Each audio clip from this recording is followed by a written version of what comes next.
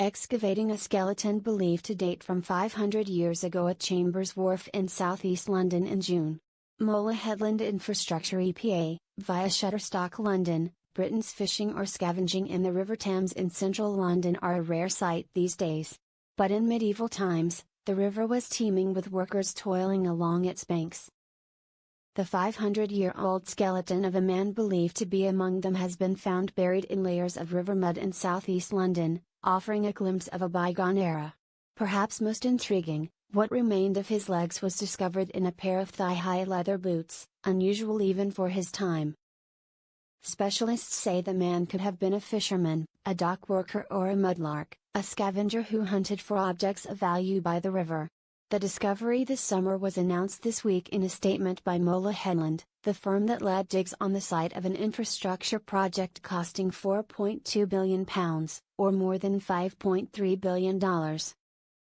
The skeleton was found wearing a pair of thigh-high leather boots. Credit Mola Headland Infrastructure EPA, via Shutterstock Image. By studying the boots, we've been able to gain a fascinating glimpse into the daily life of a man who lived as many as 500 years ago, Beth Richardson, a specialist with Mola Headland, said in the statement. The boots would have been useful for treading knee-deep in the sticky mud of the Thames. They were not fancy, lacking heels or buckles, Ms. Richardson told The Guardian. We never find high boots like this, they are always shoes or ankle boots, she said. High boots are just not very common throughout medieval times. The man is believed to have been at least 35 years old when he died. But his bones revealed that he probably led a painful life because of stiffness in his joints caused by osteoarthritis, experts said. His teeth show deep grooves caused by repetitive action, possibly because of passing a material like rope between his teeth, as fishermen often did. The skeleton was found wearing a pair of thigh-high leather boots. While river banks were a common choice for burials, experts discovered this skeleton face down, suggesting that the man may have died after a fall.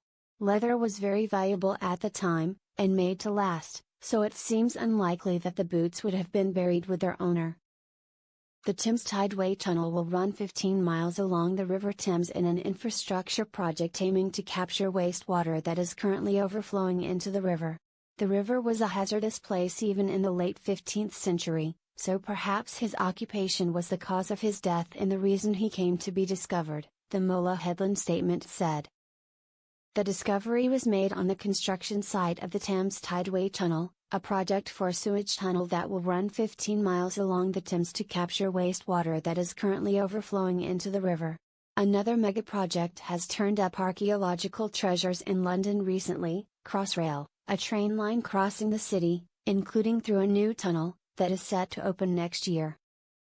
Workers have dug through many layers of the British capital's history, including Victorian foundations and sewers, and Roman suburbs.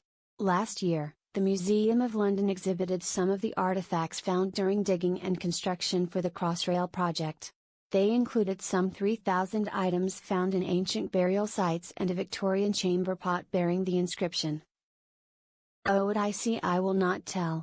As for the man who died in his leather boots 500 years ago, Mola Headland is working to conserve the skeleton and the shoes, which have become very fragile since they were extracted from the mud, Nicola Kalimaris, a spokeswoman for the practice, said. There are no immediate plans to put them on display.